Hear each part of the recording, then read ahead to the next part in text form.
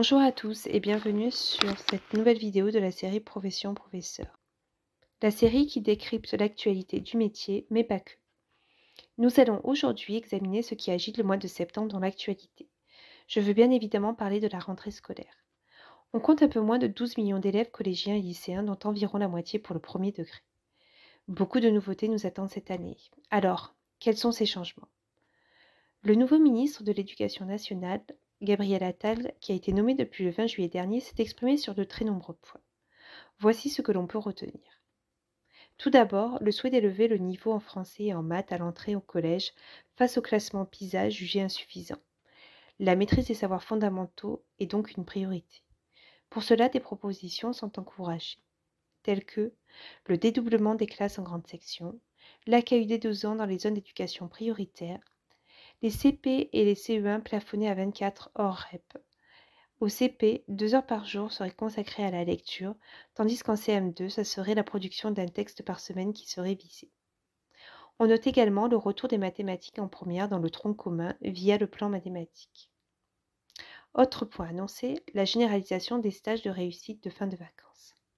En effet, Emmanuel Macron s'est prononcé en faveur d'une rentrée anticipée pour les élèves qui en ont besoin dès le 20 août.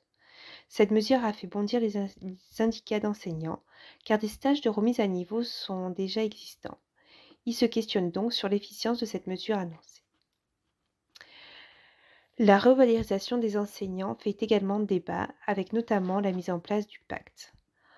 Pour rappel, il s'agit de missions supplémentaires qui seraient proposées à des enseignants volontaires, comme le fait d'effectuer des heures de soutien en 6e, la généralisation du dispositif devoir fait, ou les stages de réussite et le dispositif école ouverte. Cette mesure permettrait ainsi de faire face à la pénurie des enseignants. L'accent sur le respect de la laïcité avec l'interdiction de l'abaya à l'école a été également annoncé par le ministre. Le programme de EMC pourrait être également revu. Dans cette lignée, la lutte contre le harcèlement scolaire avec le développement du programme phare sera généralisée. Le fait que le harceleur soit déplacé dans un autre établissement scolaire et non plus la victime est la mesure phare qui représente cette lutte contre le harcèlement. Quant à l'école inclusive, le développement du recrutement et des conditions salariales des AESH est encouragé. Il s'agit des accompagnants d'élèves en situation de handicap. Parmi les autres annonces, on retrouve en vrac les différents points suivants. La volonté de diminuer le poids des cartables des élèves avec le développement des manuels numériques ou à minima l'installation de casiers. Les évaluations nationales qui auront lieu pour les élèves de CM1 et 4e, les épreuves de spécialité du baccalauréat décalées en juin, et enfin les élèves des lycées professionnels qui seraient gratifiés pour leur stage.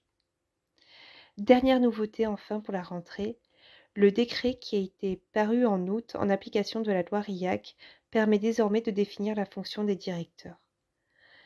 Ces derniers ont l'autorité sur l'ensemble des personnes présentes dans l'école pendant le temps scolaire et représentent un changement majeur.